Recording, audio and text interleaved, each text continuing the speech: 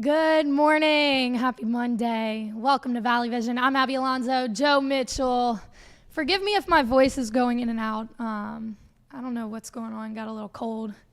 Screamed too much this weekend maybe after that big win. But we're still here because we promised to give you content, sick or healthy or whatever it may be. We're going to get through it. Before we get started, because we have a lot to go over, it was a busy weekend for LSU sports all over the place. But before we go there, I do want to shout out the unsupervised tailgate, Just Eat Me Sweets, and everybody who helped us put on our Culture Media tailgate this weekend. We had so much fun, got some great content. That vlog will come out this week. And got to connect with a lot of you guys. There's Sean right in the middle. He's one of the OGs of the tailgate. And then we've got the whole crew out there. Again, we were able to connect with a lot of you, got a lot of new subscribers, a lot of people learning what we're doing here, wanted to be a part of it. We're very appreciative for all the support, all the connections we made, and we're looking forward to continuing to do that, to get out there and meet you guys and make great content. We've got a lot going on this week. I know I said Monday, which is today, we would be doing a sit down with Jordan Wright, a guard on the men's basketball team, and doing a free throw challenge. That is still going to happen, but because of the game that happened on Friday against Nichols, they will be practicing a lot more, and they leave for Charleston this week to go play up there. So they've got a busy schedule. Mr. Kent Lowe asked if we could reschedule. So we are going to reschedule to when they come back after Charleston. But I'm looking forward to that. It gives me a little bit of extra time to practice my free throws because it's been a little minute since I've stepped to the line. And I don't want to embarrass myself in front of everybody. So more time, hang tight. That'll be coming at you soon. We'll be back in Free Speech Alley on Wednesday. It was really cool to kind of get y'all's hot takes and y'all's opinions on the hot topics in LSU sports. So we decided we're going to run with it. That's that new segment called Smack Talk. Shout out to Joe for the name. But we'll be out there talking about Jayden Daniels, why he's not the front runner for the Heisman, and a lot of other hot takes from the past weekend. And on Thursday, we will have Brian Kelly's daughter, Grace Kelly, in here to do an interview, talk about her, what her story's like, what it's like to be the daughter of a head coach at an SEC powerhouse. And then we're going to go a step further and have her actually co-host the vlog for the Georgia State game on Saturday. I'm looking forward to that because you're going to get a firsthand look at what her game days actually look like from beginning to end. So we're looking forward to that. Lots of content coming up. Make sure you're subscribing. Make sure you're following us on socials so that you don't miss anything, because it's not just an LSU sports news show. We're getting out. We're getting active. We're making fun content that you want to pay attention to. So stick around. All right, let's get into it. Y'all know what I'm about to say. Jayden Daniels should win the Heisman. Period. Roll it. My dad said he put a football in my hand when I was young. It was my first love. My name is Jayden Daniels. I'm from San Bernardino, California. I want to be remembered as somebody that came in and changed the program. Change it for the better. Being a smaller kid and playing quarterback, many people would think I could do it. If this guy lands in the right spot, he will explode. No matter what, I always have more to prove. It is a done deal. Jayden Daniels is a Tiger. Wait a minute. Y'all thought I was finished? He's got to be the front runner. He's the best quarterback in the country. He's the best player. I didn't know he could get to this level. He's a fun guy. He likes to joke around. It's fun to be around. There's very little the opposition can do. Put together monster numbers. I mean, just straight video game numbers tonight. That kid is an ultimate competitor. 100% committed. It's the game. It's electric. He was sensational. That is elite.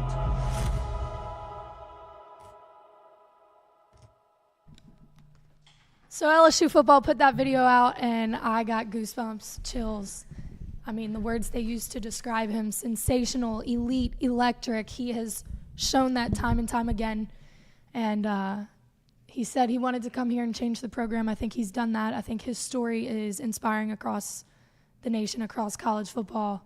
And he should be the front runner for the Heisman. I don't know why it's even up for discussion at this point. This game, this past weekend, I don't even have words. The numbers speak for themselves. By the way, LSU has moved up to number 15 in the AP poll. Jayden Daniels, 606 yards of total offense and scored 5 touchdowns. Him alone. I think it was, 701 of, total team offense? Yeah. Is it 701? He accounted for 86% of LSU's offense. He averaged 19.5 yards per carry. He threw for 372 yards on 19 completions. He broke the SEC single game record for total offense and became the first player in FBS history to throw for over 350 yards and rush for over 200. He leads the NCAA in total yards, yards per play, QBR, passing touchdowns, and quarterback rushing yards.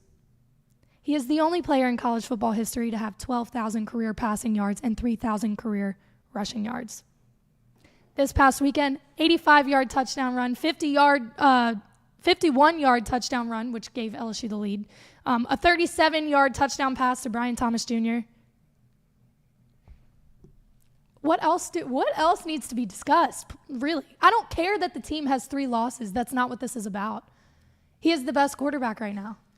The best player in college football. Yeah, he's the best player. Not even just best quarterback. Yeah. What was the stat you said before the show? And I'm sorry to cut you off, but he's ranked where in rushing yards?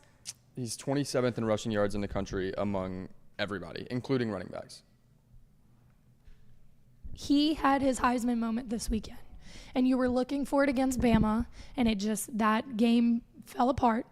But he had his Heisman moment this weekend, and it's trending on social media.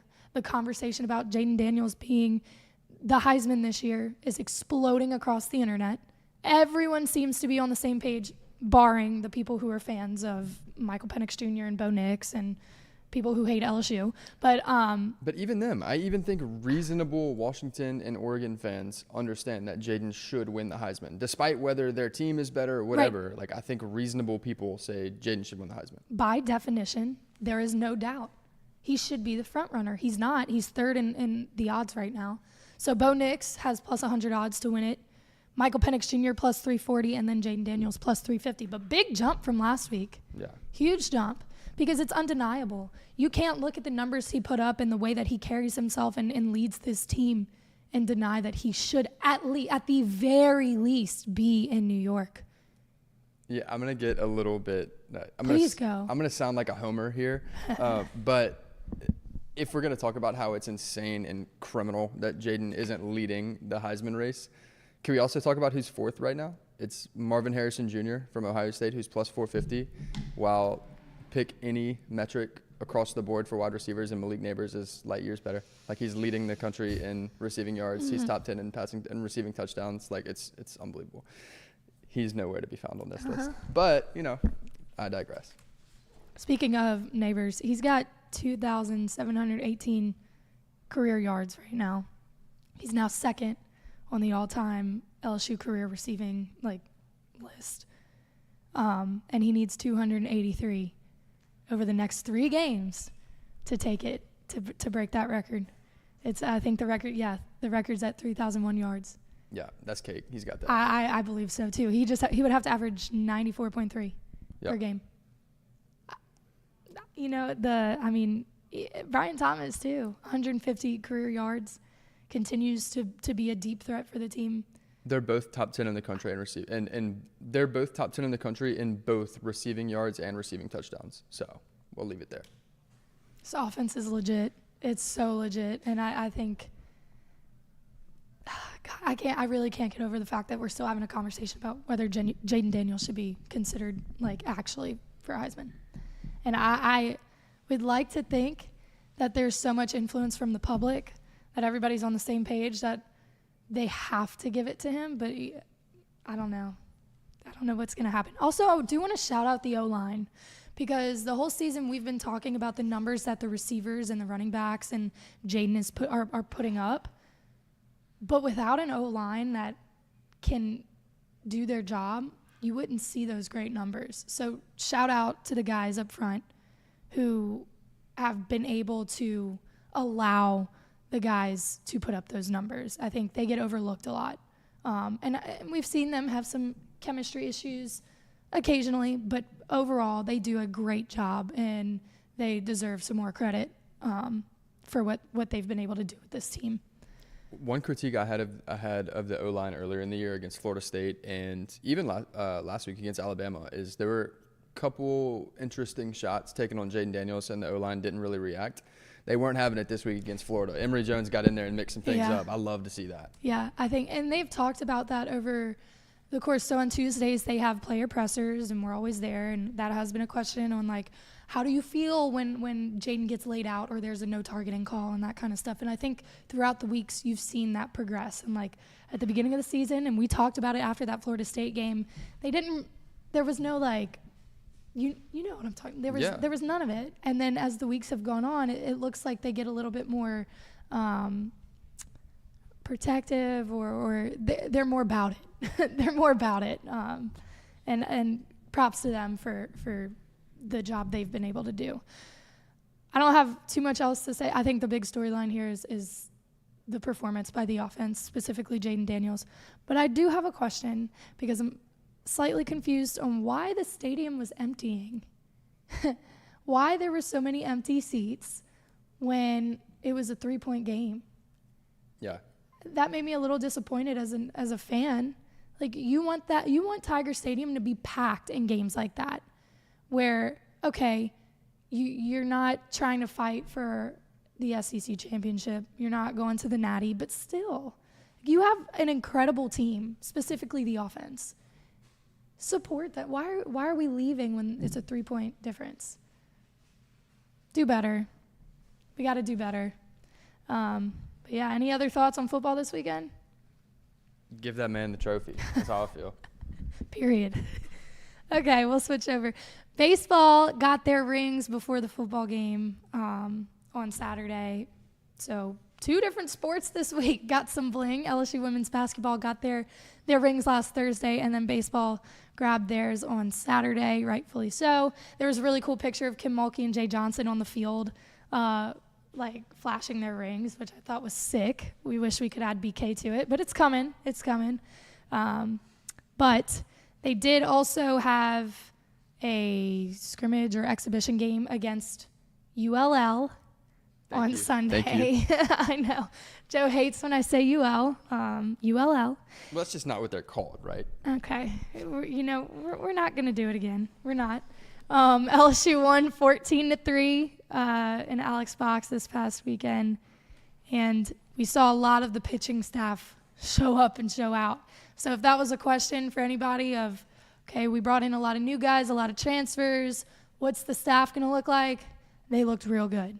UCLA transfer Gage Jump, Thatcher Hurd, Bama transfer Luke Holman, and freshman Cam Johnson. They each got 2 innings, scoreless innings, by the way. Just allowed 1 hit, struck out 14 during the first 8 innings. Cam Johnson actually had 6 strikeouts in his 2 innings. He struck everyone he faced out, like a freshman. So it was a really good look at the pitching staff here. It gives you a lot of confidence moving forward that they can, in fact, run it back if they've got the talent to do it. They have every opportunity to do it. And I think Jay Johnson, obviously that's the goal here, to get back to Omaha to ring in another one. Hayden Travinsky had a really good game, which he's given the number 8, and he's not only performing as a team leader, but performing on the field. He had a double, a couple RBIs. So good looks from them this weekend. They'll have the Purple and Gold World Series this weekend, Friday, Saturday, Sunday. That's a big thing for them. Closes out their fall ball stuff. Be sure to go check them out. They'll be fully loaded, ready to go. This is pretty much the closest thing you're going to get to real baseball up until February. Women's basketball went 2-1 through the first week of their season. They beat Queens and Mississippi Valley State. They played Mississippi Valley State on Sunday, broke 100 points again. They won 109-47. Samaya Smith recorded her second career double-double, added 21 points for the second straight game. Michaela Williams had 20 points, and Angel Reese recorded her 37th double-double in 39 games. Yeah. I know there's a lot of questions. They lost to Colorado in that season opener, and people were like, oh, crap, the egos are around and we got too big-headed during the off season and distracted and that kind of stuff. Hold on. Take a step back. You've got a lot of new faces here, and the chemistry has to be built because you have so much talent. You have to figure out where each of those pieces go, and they are figuring that out. And they sent out a little article after the game, just kind of debriefing the press conference and stuff. And a big part of where the attention is going to go moving forward is polishing the newcomers and the returners into a product, or making them a polished product. And to me, that means figuring out how they work together, whose role is what, and how they can make this team the best with all of the talent that they have, because you do have so much individual talent, but you have to figure out how to mesh it and how to translate that into success and into wins. You can see all these incredible individual stats, but you got to figure out how to translate that into a win. I'm not worried about it. I don't think you're going to see like a choke this season. Kim Mulkey is not going to allow that to happen. She's going to get to the bottom of it immediately, and you will see the chemistry start to progress. So you want to say something? Yeah. Also, like, I would much rather lose game one than get to March and then all of a sudden be disappointed or shocked that you lost a good game. Exactly. Let's play the hardest teams that we're going to play all season right up front. Be ready for South Carolina when we see them in February. Right. And then move on. Right. Like, and to your point, Colorado is a good team. We were not going to come out. Yes, we're a good team as well, but we weren't going to come out and stomp them. Like, first off, you're on national television. You have a target on your back because you won the national championship last year. LSU was ranked number 1 going into that game, and Colorado was ranked 20th. Mm-hmm. At this point in time, we are now at number 7, and Colorado has moved up to 5. That is a very good team who was in the Sweet 16 last year, who lost to Iowa in a hard battle. But give them some credit. Let's not diminish what Colorado can do because we thought LSU was going to come out and be the team that over the offseason the media has blown up. Yeah, I think it's a constant trait of fans, not just LSU fans, but fans of any team. Yeah. To forget that other teams practice too. Yeah. Like everybody is practicing and doing the best they can. And when you play a team like Colorado early in the season, or like if you're LSU, you play a team like LSU football, you play a team like Florida State early in the season. Hey, that's a really good team. That they got the best of us, but like we've had opportunities to continue growing, and now you have the best offense in the country. Right. Like right. I think that's something that you could see with basketball as well. Oh, for sure. They'll continue with a game at 11 o'clock tomorrow morning. 11 a.m. Speaking of 11 a.m., it just came out that LSU and Texas A&M will be playing at 11 a.m. Boo. Boo. I see the chat. There's a couple people in there that are not happy about that. Destroy Carnage, boo, 11 a.m. A&M game. Yeah, I don't think anyone is excited about having to get up for that one. It's Thanksgiving week. You're hoping you could sleep in. We'll have to be out there super early, Joe. It's going to be a early night on Friday because we got to get vlog content.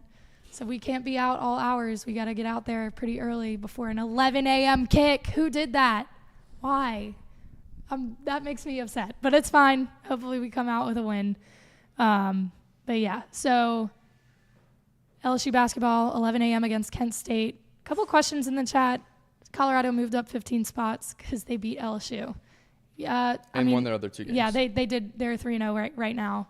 But rightfully so. Again, like we just said, other teams practice too. There are other good teams. So yes, give LSU the credit, and they do hold a lot of weight, and I'm sure a lot of or part of Colorado moving up 15 spots is because they did beat number 1 ranked LSU, but they're a good team regardless.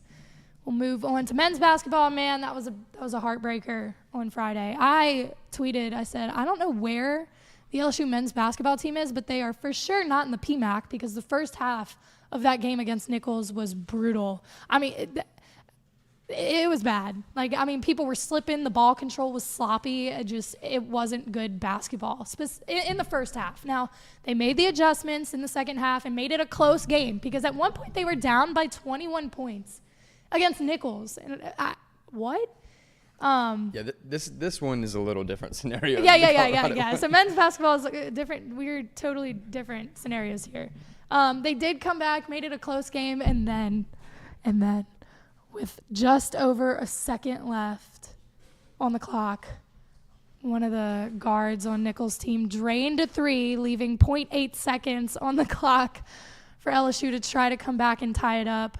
They ended up losing 68-66. And that press conference was heated. Fiery. Yeah. Matt McMahon came in, acknowledged the fact that, he took ownership completely, said he didn't have his guys ready to go in the first half, got outworked, got outcoached. It's on him. One of the other analysts asked a question kind of diving into his opening statement on why he didn't have them prepared. And, he wasn't angry at the analyst. He was angry at himself. But, he full on slammed the table. Sorry, Lila. Slammed the table and, was so emotional. You could tell he cares, man, and he's trying to build this program. And the way that he took ownership and said it was a shortcoming of his coaching ability. And he apologized to all the LSU fans that came to the game because that is not the basketball you pay to watch. But he owned up to it. I have no doubt that they were able to turn things around. Just wasn't a good showing, especially against another Louisiana team. But, yeah, they will continue. So, like I said, they're heading to Charleston to play a couple games up there. And they will be back. When they come back, we'll sit down with Jordan Wright and do that free throw challenge. But, yeah, Mac McMahon surely going to get things in line, make sure that does not happen again because that first half was real brutal. Volleyball and soccer, we'll wrap up with those two. Volleyball just came off a win against South Carolina. They went to all 5 sets, so this was a tough match, but they did come out on top. They had a season-high 359 hitting percentage, 65 kills, 16 blocks, and their winning streak is now at 6. So they kind of figured it out. I think it was a lot of chemistry, and when we talked to Journey Robinson and Anita Anwuzie, that's what they said. Sometimes they aren't on the same page, and as the season has progressed and more games were played, obviously the chemistry gets better, and now it's translating to wins. So they're winning the net, less errors, more communication, and again, they're on a 6-game win streak. They will come back and play at home on Friday against Tennessee at 7 in the PMAC. We will be at that one. And then, unfortunately, soccer season ended in the NCAA tournament. They lost to number 6 Memphis 2-1. It was a tough break. The first half just couldn't get anything going. But in that second half, they fought to the very end. And Coach Hudson commended them for fighting to the death, is what she said. And that, it sucks to see that your season ends, but she couldn't be more proud of the girls for how they went out, and they went out fighting, and they're excited for the future of this program. But soccer is done for 2023. You will have to hang out, watch some other sports, and wait on soccer to come back around next season. I do want to go back. So we went over all the news and stuff, but we got the chat's kind of popping right now. So I kind of want to get in there, and most of it is Jayden Daniels talk. So a couple guys, they're treating the MVP. They're treating the Heisman like MVP now. Best player on the best team going to win it, which we have talked about multiple times. That's not what this award is. The award goes to the best team. The best player in college football, not the best player on the best team. And Jayden Daniels is helping to his performances and the scenario that he's in with this LSU team, and the defense just not being up to par for them to get as many wins as they would need for him to be considered on the best team. Jayden Daniels is exposing that.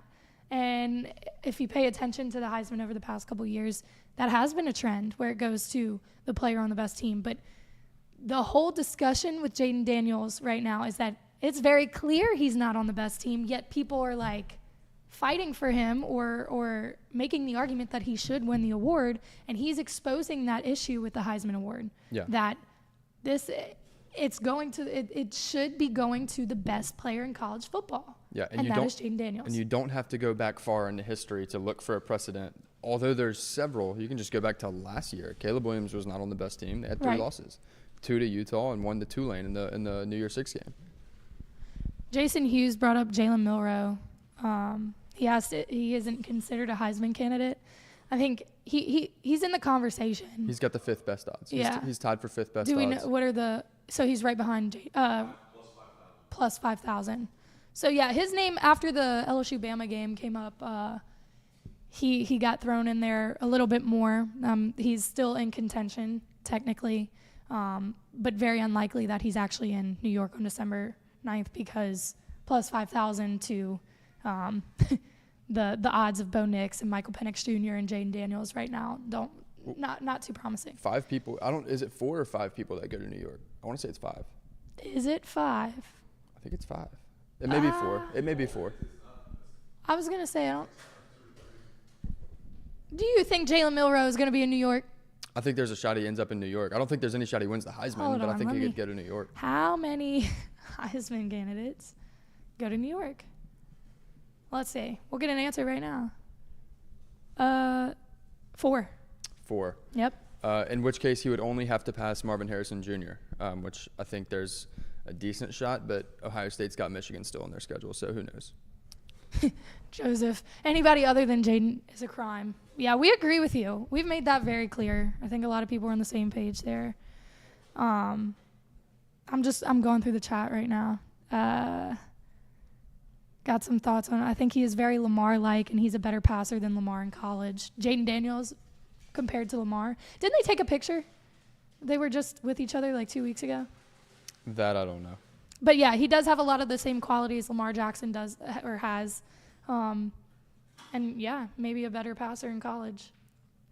And we've seen a lot of progress from Jayden from last season to this season in the passing aspect. So I won't argue with you there. Jason Hughes, as an LSU fan, who do we want to win the SEC?